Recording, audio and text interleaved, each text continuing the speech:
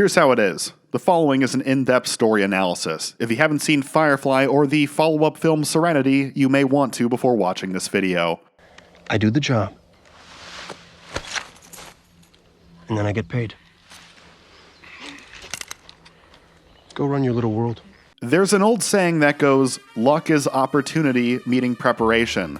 The point of the saying is supposed to be that we make our own luck, but I wholeheartedly disagree. What the quote seems to neglect is that, for the most of us, even getting an opportunity at all requires an immense amount of luck. You're lucky to get an opportunity. 20 years ago, a crack team of writers, producers, actors, musicians, and hell, even set designers joined forces to create Firefly. Firefly would be Morena Baccarin's first acting role, but the rest of the team were tried and true professionals, well prepared in their craft and lucky enough to be given an opportunity to make a space western television show. Unlucky for them, this opportunity would come at an inopportune time. Firefly premiered in September of 2002. The Star Trek spin-offs Deep Space Nine and Voyager concluded in '99 and 2001, respectively, with both series being well-liked but ending on somewhat divisive finales. Star Trek Enterprise, premiering in 2001, was received negatively in its first few seasons. Only a few months before Firefly's debut, the second film in the Star Wars prequel trilogy debuted. Attack of the Clones was even more reviled than The Phantom Menace, and with good reason. Spacefaring sci-fi seemed to be in a bit of a rut, and the ambitious, character-focused Firefly would either fill a niche that had been floundering,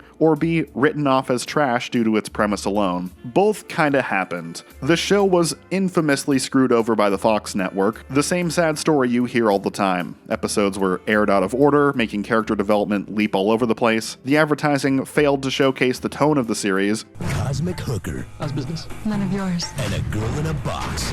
What do you get? The most twisted new show on television. The episodes were preempted by sporting events or simply not aired at all. This led to Firefly's premature cancellation, but at the same time the show captivated a sizable, devoted fan base. For the better part of a decade, you'd see references to Firefly in TV shows. It may have been short-lived, but people went absolutely crazy over this thing. If one of us dies, we stage it to look like a suicide caused by the unjust cancellation of Firefly. We're gonna get that show back on the air, buddy. Given the team behind Firefly, it's not hard to see why. The series was produced by Tim Minear, whose shows have a reputation for quality but also a tendency to get screwed over by the network. He would later go on to produce the equally ill-fated Wonderfalls, a Brian Fuller trip, and the stellar private investigator series Terriers, a show I recently did a retrospective on. Joining Tim in the writer's room was Ben Edlund, creator of The Tick and mastermind behind all 3 television iterations of the character. Your bullets won't pierce his valiant heart, the terror. Oh, but the face! Chum, he knows your weakness! In addition to a few other Buffy writers' room alums, obviously the series creator and showrunner was Joss Whedon. If this were a Firefly 10 years later retrospective, Whedon's presence would be another feather in the show's cap. 10 years after Firefly's cancellation, Joss would be at the helm of the biggest film franchise in history, bringing the amazing character-focused writing he was known for to The Avengers. It goes without saying, The Avengers was a massive financial success, and was well received by critics and audiences, be they Marvel aficionados or the general public. However, this is a Firefly 20 years later retrospective, and the times they are becoming quite different. In addition to the recent revelations that Whedon has the worst working reputation in the verse, the Marvel house style that Whedon helped define has also become omnipresent and controversial. Does Firefly still hold up today? Or will Firefly come across as some sort of cultural original sin with the benefit of hindsight? Let's take a look at Firefly, 20 years later. Actually, if you've got better things to do than watch the rest of this video, I'll just give away the answer right now. It is still awesome. Burn the land and boil the sea. You can't take the sky from me. Firefly is set roughly 500 years in the future. Humanity has gone on a tear terraforming planets, but hasn't done a stellar job of building civilizations once the terraforming is done. While the central planets under the tyrannical alliance's control are opulent, the outer worlds get by with technology straight out of the 19th century. Settlers fire themselves off on a one-way trip in a piece-of-junk spaceship, hoping to make a new life for themselves in quite literally the final frontier, and most efforts wind up about as well as Jamestown. It's a neat excuse for the sci-fi western. These backwater planets don't get visitors often, so there's still futuristic technology present from their initial voyage over, but mostly they have to make do with the resources of the undeveloped world they landed on. Meanwhile, the sci-fi setting allows the writers to integrate classic western tropes without the uncomfortable racial implications behind them. Instead of Buffalo Bill-esque hostile native raiding parties who threaten to stake the white hats to an anthill, we have Reavers, rabid mortal Cenobites who delight in torture and who you dearly hope won't take you in alive. There was also a major civil war between the Alliance and the Independents, aka the Browncoats. All the fun of exploring Southern-inspired characters from the losing side of a civil war, with none of the baggage of the losing side being the Confederacy. Seems odd you name your ship after a battle you're on the wrong side of. May have been the losing side. Still not convinced it was the wrong one.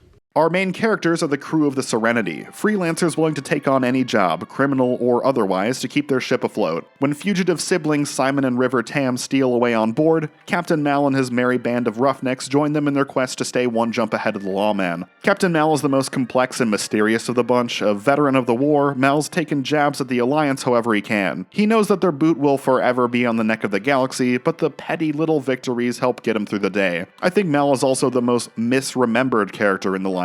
Nathan Fillion has a long track record of playing lovable, self-absorbed goofballs who need a straight man to rein their wackiness in. Some people remember Mal as fitting into this category, but when you rewatch the show, you remember he's actually the most stern and hard-edged member of the crew. Most of the time you get anti-heroes where you just know they've got a heart of gold, and it's no question at the end of the day they're going to do the right thing. That's not the case with Malcolm Reynolds. He's perfectly willing to kill people, betray people, deceive his own crew, just generally approach scenarios looking to get the most for the least and screw anyone else. He's prone to lashing out over topics that touch a nerve, and whenever he does something nice or sentimental, it always makes you raise an eyebrow. Mel is probably up to something. Since Mel's motives and moral boundaries are constantly up for debate, Simon Tam winds up as the primary audience surrogate of the series. Born with a silver spoon in his mouth and raised in the heart of Alliance control, Simon rescued his sister from a government human experimentation facility and now serves as her caretaker and the ship's medic. Simon has a lot to learn about slumming it in the outside world, so he gets to ask the questions the audience would need to ask, and the bluntness of the rest of the cast while addressing his questions fortifies the world building. It's a harsh, scary place beyond the stars. Best case scenario is most of the cast laughing at Simon's culture shock, but you've also got Mal's casual disdain for Simon and Jayne's open hostility. If you've ever worked manual labor, it's a lot like the first month in the field. People are gonna mess with you a lot. What are we doing? Oh, crime. Crime. Good. Simon's got a courageous streak, but is used to the luxuries of the inner planets. He's a bit of a nerd with a tendency to misspeak, and he strikes out with women even when they're throwing themselves at him. Gee, I wonder if he made an effective eyes-in character for a typical sci-fi television viewer. This may come as a shock, but I'm actually not very good at talking to girls. Why, is there someone you are good at talking to? Couldn't be me, though. I took one of those online which of 1,000 characters are you personality quizzes. My top result was Jayne. That's probably not a good sign. Jayne is the token evil teammate of the group, whose job is, public relations on board the ship. Jayne pulls double duty as a crass comic relief character, but also instigates a lot of internal strife on board the ship on account of his dubious loyalty. The other comic relief is the lighthearted pilot Wash, probably the fan favorite, which would naturally turn out to be a death sentence for him, along with his hard-ass veteran wife Zoe. There's Kaylee the bubbly mechanic, my childhood crush if ever there was one. Shepherd Book tags along with Simon as another newcomer, philosophizing and attempting to morally guide the mercenary-minded men on board. He's also one of a few excuses for the writers to fedora tip and have characters bitch about Christianity. Simon's sister River, brain scrambled from the experiments she's endured, is the wild card of the bunch. Whatever the Alliance did to her, she's developed a rudimentary form of psychicism. She can kind of sense danger, kind of see the future, and definitely read minds, but her traumatized state means she speaks in riddles and the information can be tough for the cast to utilize. River works on a bit of an inverse bell curve. She's good in small doses, either injecting a bit of creepiness or saying something non sequitur for a big laugh line. And she's good in big doses when she gets a focus episode, like Ariel or Objects in Space. Two of the show's best. It's the medium dose where you run into trouble. We get about twice as many "River's freaking out for no reason. Simon, can you stop her? No, I can't stop her. I don't know what they did to her" scenes as we need.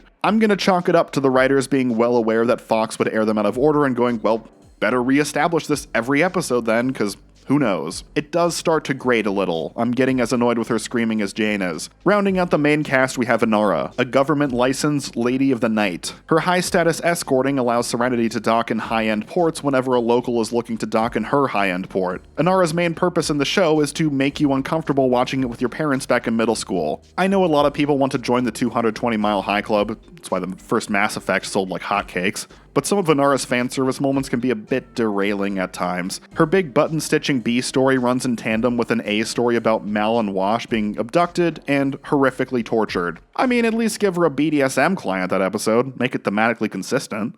They look so glamorous together. I'll be in my bunk.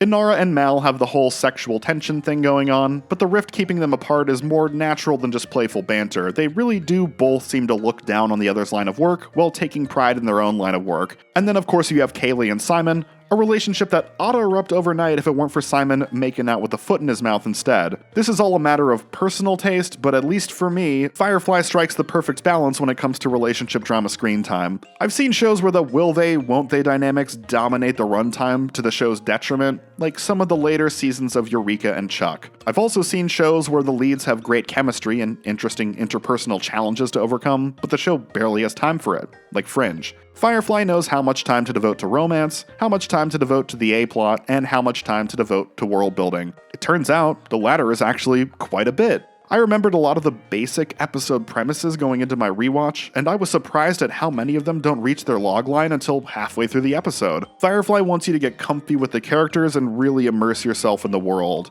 The Firefly-class smuggler has gotta be my favorite spaceship design in the quadrant. This was a low-budget show, but what money they had, they dumped into the incredible set design. Serenity feels so lived in, and I imagine if someone made a replica of it, I'd know how to navigate my way from room to room, which is more than I can say for most fictional starships. The sense of internal logic within the series is strong and engaging, like how Mal's scars he picked up at various points in the series are all visible in the film. Or take the Alliance, for instance. So you have something like the Empire, or the First Order in Star Wars, and it's like, okay, they're bad guys, but like, why? What are their goals? What do they want, besides unlimited power?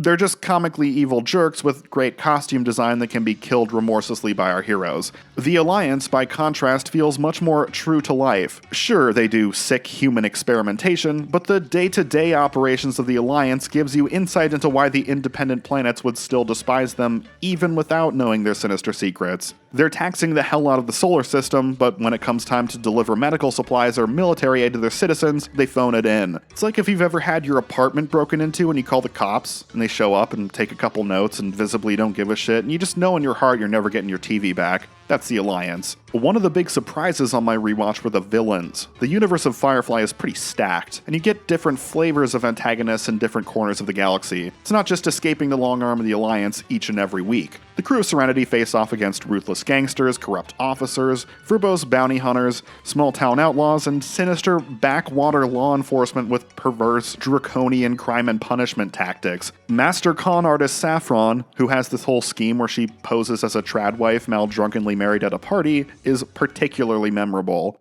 I guess we've lied enough. You're good. You're amazing. Who are you? Malcolm Reynolds' widow. She returns for a second heist in a follow-up episode, and it's like torture as an audience member because you can just imagine a world where Firefly ran for 7 seasons, and we got all kinds of Saffron schemes, team-ups, and betrayals over the years. It's heartbreaking. More so than other canceled too soon shows I've covered like Pushing Daisies and Terriers. Both are excellent shows, but there's a depth to the world of Firefly that really leaves you hungry for more. On a rewatch, I was surprised that villains who were seared into my brain had such minimal appearances. Equally creepy and hilarious bounty hunter Jubal Early. 1 episode, but you can just tell he would be back. I only hurt people because they keep getting in the way of me finding you. Tell them. What am I, your advocate? You are starting now. Saffron? 2 episodes. The 2x2 Hands of Blue Alliance spooks with their magic wand that makes people bleed to death from every orifice. 2 episodes. And you might find this hard to believe. The Reavers. Only 2 episodes. I had false memories of them appearing a hell of a lot more, because boy did they leave an impression. What happens if they board us? If they take the ship, they'll rape us to death, eat our flesh, and sew our skins into their clothing. And if we're very, very lucky, they'll do it in that order.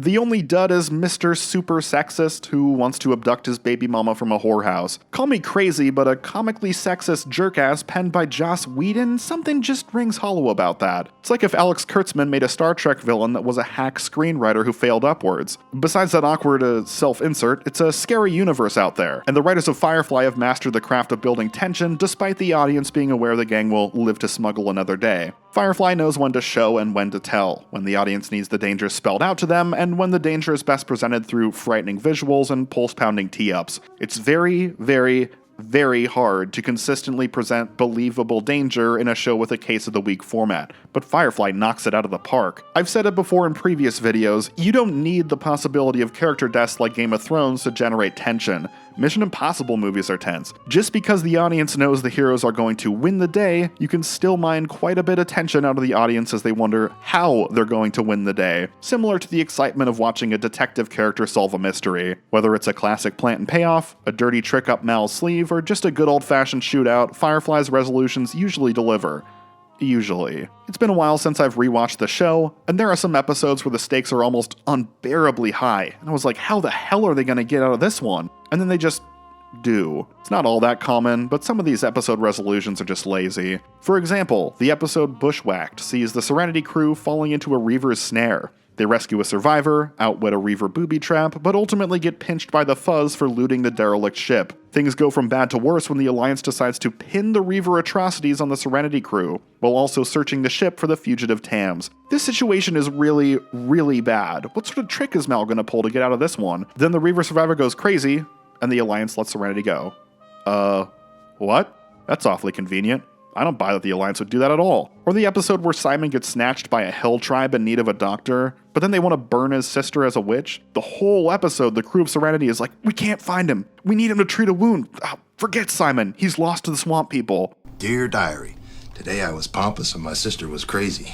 Today we were kidnapped by hill folk, never to be seen again. It was the best day ever. Then at the end of the episode, Mal just finds them. They don't explain how. They don't explain why they couldn't have just done this earlier. Like I said, it's an uncommon occurrence. Most of the episodes end in a clever little ploy, or a high noon at the OK Corral. But when episodes just end, it's pretty unsatisfying. That's the end. Doesn't have to be a whole big thing every single time. You know, that's life. That's just sort of how shit goes. Sometimes things just sort of end. Before we get to the feature film finale, I figured I'd take the moment to honor some standout episodes of the series. Our Mrs. Reynolds, the first appearance of Saffron, is downright excellent. It puts the hard-hearted Mal in a scenario opposite of what we typically see. Instead of being the smartest guy in the room, this time he's the one on the back foot. The reactions of the cast to his accidental marriage make for both funny and touching moments, and when Saffron starts to enact her secret plot, her attempted seductions of various crew members are equally entertaining, character-based gags. But since Fox aired the show out of order, this was originally the third episode to be broadcast. A fun con artist plot that trades in our understanding of the cast, and you aired it before anybody got the chance to know the cast. Great work, Fox. How drunk was I last night? Well, I don't know. I passed out. Naturally, being a fan of Jayne, the episode Janestown is going to crack my top 3. Landing on a hellish mining planet of indentured servants, Jayne recalls a job gone south that he pulled years earlier in that very town. When his escape craft started losing altitude, he had to dump the money to keep the shuttle afloat. The impoverished laborers the money rained down on believe this to be a steal from the rich and give to the needy thing, and now celebrate Jayne as a folk hero. It's a fun, lighthearted episode that takes a sudden and dark turn in the third act. All in all, just a wonderful episode of television. There was no way he was gonna drop that money. He did. He dropped it on the mutters. Accident, you inbred dunghead. He tossed me out first.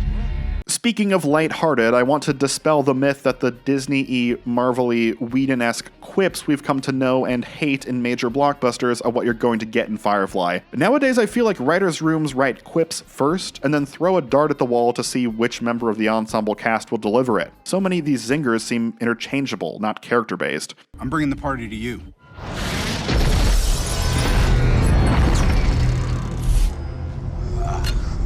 I don't see how that's a party. Like, any one of the characters standing there could have said that. They just realized Black Widow hadn't said anything in a while, so they gave her the line. Meanwhile, Firefly's one-liners are entirely character-based. Wash is the big class clown who gets the zany one-liners.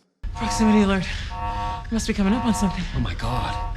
What can it be? We're all doomed. Who's flying this thing? Oh, right, that would be me. Simon is uptight and highbrow, so he gets the classist snark. Inara is a class act who reserves her barbs for Mal. River gets the creepily hilarious non sequiturs. Book gets the playful, holier-than-thou finger-wagging. Mal and Zoe get the cool, smart-ass jabs, and Jayne is all lowbrow all the time. Helping fix people, that's important. Little Kaylee here just wishes you was a gynecologist. It's far from Joss Whedon's Justice League, where the studio brought him on board and screamed, we need more one-liners! Give them all one-liners! When Firefly does jokes, they're rooted in the characters, and they're actually, funny. I call it Vera. Well, my days of not taking you seriously are certainly coming to a middle. I doubt anyone would fault me for naming Ariel my personal favorite episode of Firefly. Simon himself offers the crew of Serenity a job. If they help him and River break into an Alliance hospital's diagnostic ward so he can start treating her, he'll repay them by coaching them on how to best rip off the hospital's medicine cabinets. As if a classic heist isn't good enough, Jayne also goes turncoat this episode, an inevitability the show has been teasing out for some time. How come you didn't turn on me, Jayne? Money wasn't good enough. What happens when it is? Well, that'll be an interesting day. It sure is, Jayne. I lament that Firefly didn't run long enough to address the larger world-building questions, who are the Blue Gloves, for example, and what history does Shepherd Book have with the Alliance. But Firefly did make hay when it came to character arcs. Is Jayne going to sell out the rest of the crew? There's an episode where he does. Are Simon and River crewmates or bargaining chips? There's an episode that explores that. Is there lingering sexual tension between Zoe and Mal, and should Wash feel threatened? There's an episode that explores that. The wider universe may have been left unresolved, but Firefly did right by the characters, and each of their arcs reached nice little conclusions before the curtain fell. Which brings me to what happened 3 years after the curtain fell. Let's talk about Serenity. Are you okay? Is he okay? Adapting an ensemble television series into a feature-length movie, certain sacrifices must be made. Firefly ran with a main cast of 9, but different episodes put different characters in the spotlight while sidelining others. Jubal Early locks down the ship, pursuing the Tams. It's going to be a Tam-centric episode, with not a lot of, say, Zoe. Zoe goes on a rescue mission to save her husband and Captain Mal. Don't expect a big Simon arc at the same time. So, despite Serenity running twice the length of a regular episode, temper your expectations. This is, in essence, an episode focused on Mal and River, and some of the cast is going to get sidelined. Not that they don't have their moments, every character gets either a big dramatic speech or a scene where they kick some serious ass. Every character but one. Poor Kaylee is on the bench the whole film. She's always been carrying the torch for Simon, but now Kaylee getting lubed up over the good doctor is like every line. Going on a year now, I ain't had nothing twixt my nethers weren't run on batteries. Oh, God. I can't know that. I could stand to hear a little more. Mal also has to carry the film as the action hero now, stepping out from the ensemble to become the undisputed leading man. His edges were sanded down, and he's getting up to sillier antics than he did in the series. Since most of the jokes land, it's not a problem, but it does make things jarring when the movie goes out of its way to remind audiences Mal is a ruthless bastard. Haha. Look at Mal, laughing in the face of danger. Now desecrate the corpses of our friends so we can disguise ourselves as Reavers. Seems a little dark, but then Mal was never the type to wait around for Greedo to shoot first. It jives with the character. I'm not threatening you. I'm unarmed. Good. Serenity sees the crew of the titular ship attempting to get to the bottom of what happened to River Tam after the Alliance sends out Manchurian candidate activation codes in an attempt to track her down. What follows is a swashbuckling, multi-globe-trotting adventure with chases, fistfights, spectacular space battles, and even a dash of action horror in the third act. I'm impressed with how grand in scale the movie feels. It still feels like that classic, expansive, lived-in Firefly universe, even though most planets they visit basically consist of an establishing shot and then a single room. I'm also impressed by how frightening the film manages to be in the third act. Reaver space is appropriately nightmarish, and the crew's visit to the ghost city of Miranda is as eerie and striking as I remembered. They stopped breathing, talking, eating. There's 30 million people here and they all just let themselves die.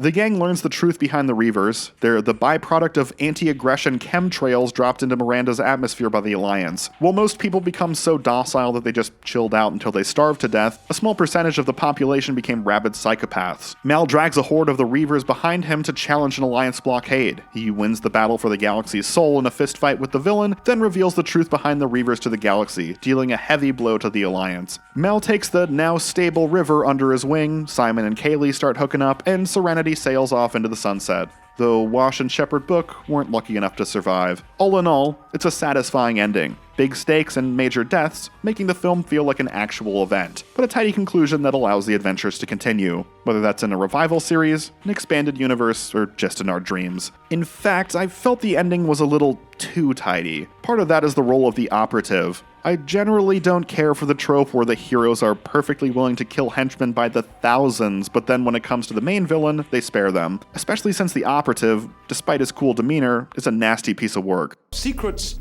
are not my concern. Keeping them is.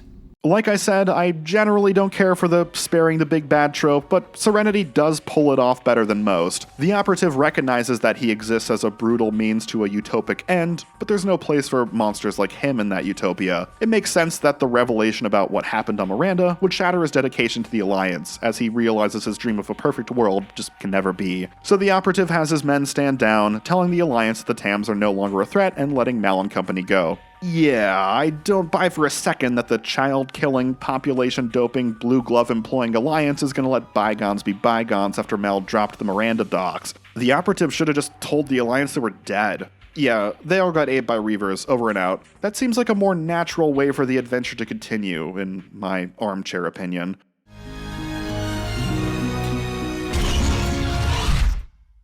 What was that? So that's Firefly and Serenity. They were great when they first aired and continue to be great, even 20 years after Fox took the sky from us. Even with the film serving as a big finale, odds are you'll be left fiending for more, and who knows, one day you just might get it. It's been 2 decades, but if these recent show revivals have taught us anything, it's that it's never too late to bring something back and ruin it. Our love for you now ain't hard to explain. The hero